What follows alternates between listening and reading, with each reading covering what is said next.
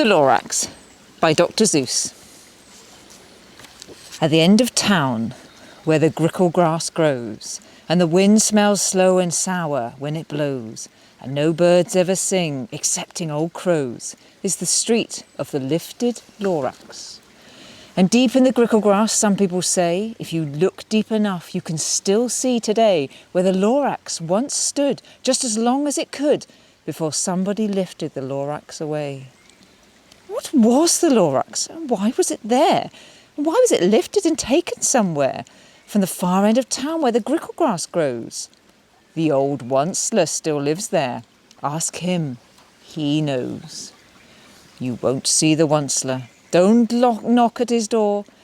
He stays in his lurkin on top of his store. He lurks in his lurkin, cold under his roof, where he makes his old clothes out of muffled moof.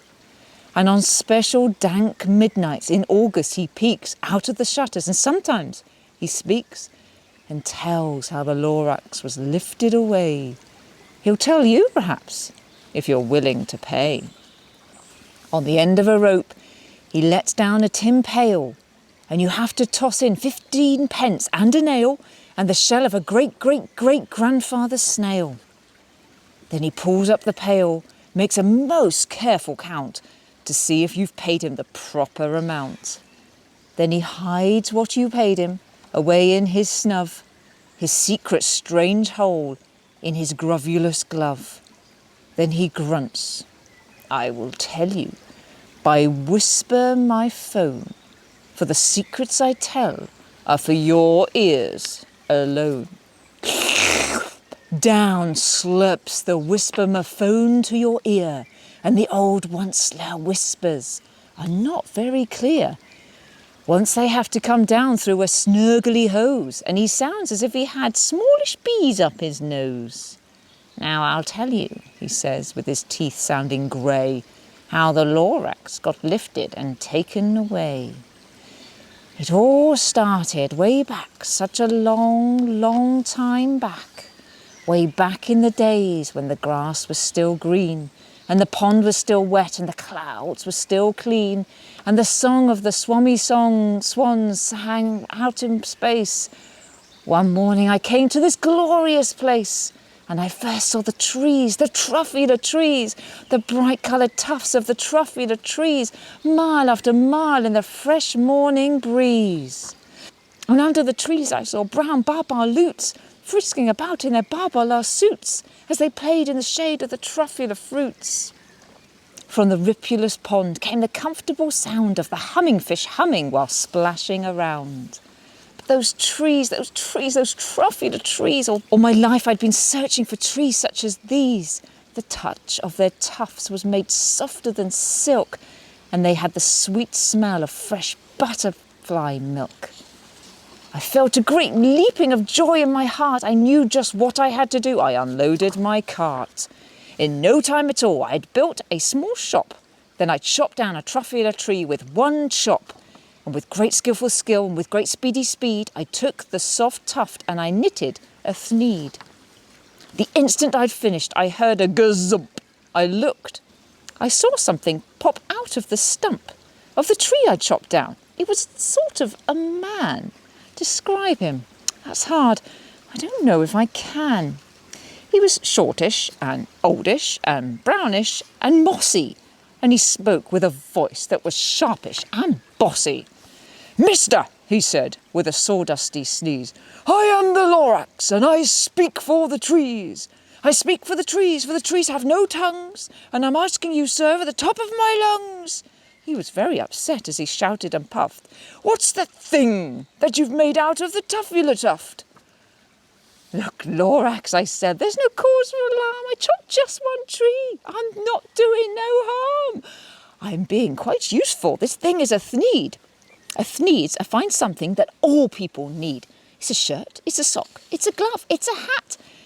But it has other uses, yes, far beyond that. You can use it for carpets, for pillows, for sheets, or curtains, or covers for bicycle seats. The Lorax said, Sir, you are crazy with greed. There is no one on earth who would buy that foul sneed. But the very next minute I proved he was wrong.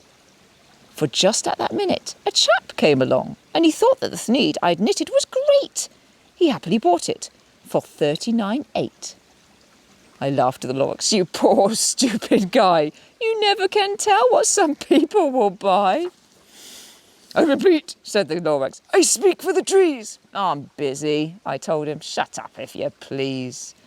I rushed across the room, and in no time at all, I built a radio phone. I put in a quick call. I called all my brothers and uncles and aunts, and I said, listen here, here's a wonderful chance for the whole Onceler family to get mighty rich. Get over here fast. Take the road to North Nitch, turn left at Weeheken, sharp right at South Stitch. And in no time at all, in the factory I built, the whole Onceler family was working full tilt.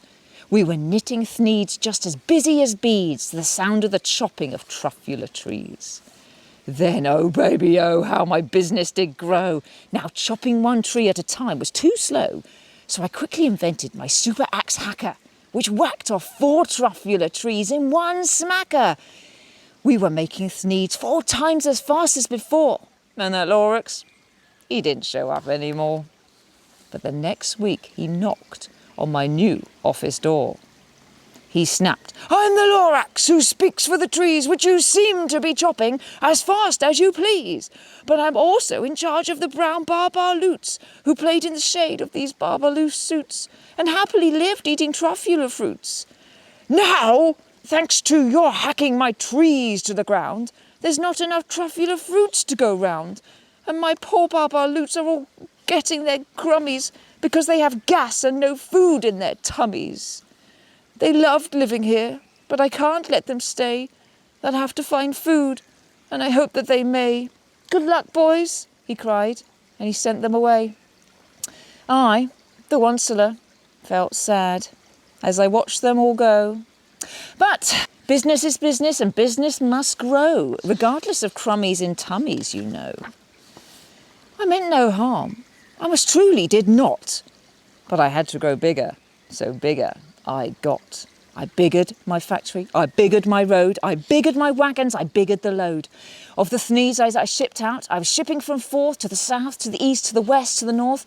I went right on biggering, selling more thneeds, and I biggered my money, which everyone needs. Then again, he came back. I was fixing some pipes. Then that old nuisance Lorax came back with more gripes. I am the Lorax, he coughed and he whiffed. He sneezed and he snuffled, he snargled, he sniffed. Onceler, he cried with a cruffulous croak. Onceler, you're making such smokulous smoke. My poor swammy swans, why they can't sing a note. No one can sing who has smog in his throat. And so, said the Lorax, please pardon my cough.